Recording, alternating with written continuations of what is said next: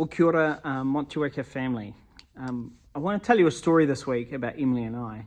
About 20 years ago, I decided to take Emily on a date to see Classical Sparks. Now, Classical Sparks is in Christchurch. It was an event that was held, I'm not sure if it still runs, where there would be classical music played by an orchestra, followed by fireworks in Hagley Park. And you could take your blanket along and your picnic and some drinks, and I just knew Emily would appreciate this event.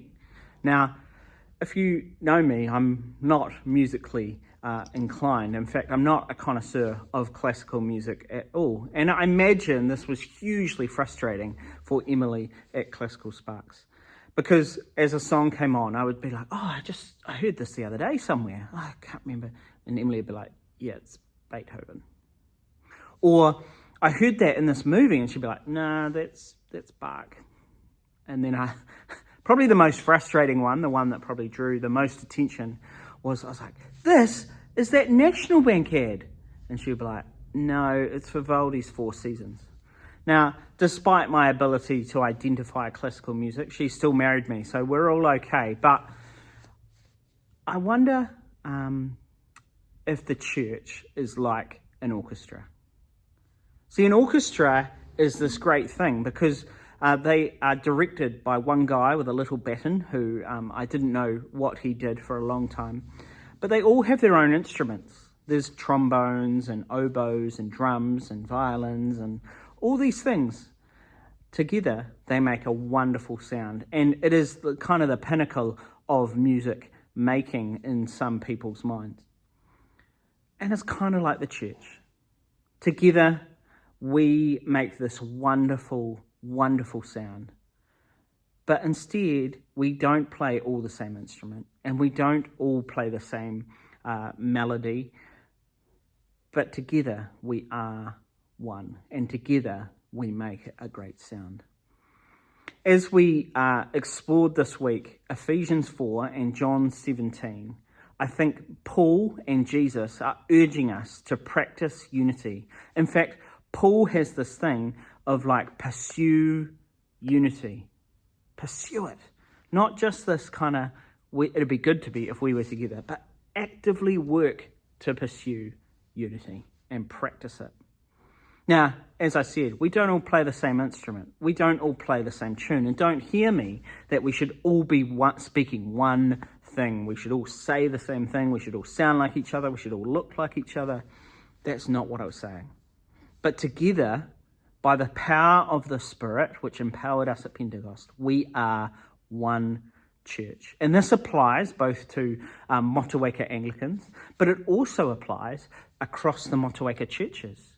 And it also applies across the worldwide church, the Holy Catholic Church. Together, we are one people. And Jesus says, as the Father and Him are one. So the standard, the expectation is that we are as close and together as Jesus and the Father.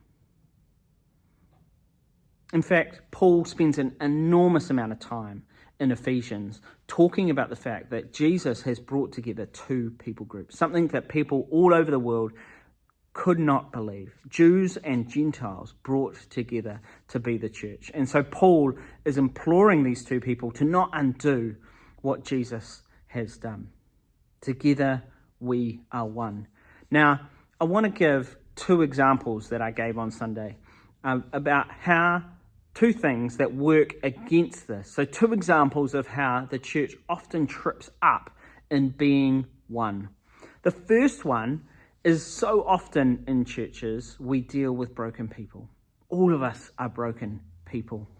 But what happens is that instead of practicing joy and togetherness and helping and supporting one another who are in trouble, we often just spew our own stuff everywhere. Excuse the kind of disgusting kind of metaphor. But it's kind of like we just expect everyone to put up and bear with one another no matter what, because I'm dealing with all this and that's okay. Well, actually, I think Paul urges us to be graceful, to bear with one another, to be humble, and be patient. And so we have to practice all those things. But that means humility says we deal with our own stuff. We deal with our own stuff. And so it means, for me particularly, when I say something offhand or when I do something wrong, that I have to own my own stuff, go to the person and say, look, I'm sorry. I was off colour this day. I was not feeling well. I was angry. I was mad. There were other things going on. I'm really, really sorry. And I want to be together with you in unity. So that's the first thing. First example is we spew our own stuff everywhere. The second example, I think, that tears down our churches so often, and it's very prevalent in society, is this idea of gossip. As we used to say in the youth work world, it was about mana munching. It was destroying the image of God because we'd talk all about them except not to them.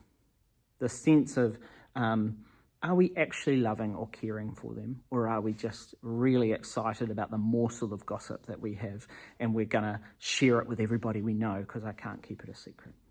Well, that doesn't really build unity, togetherness, one church, one people group together.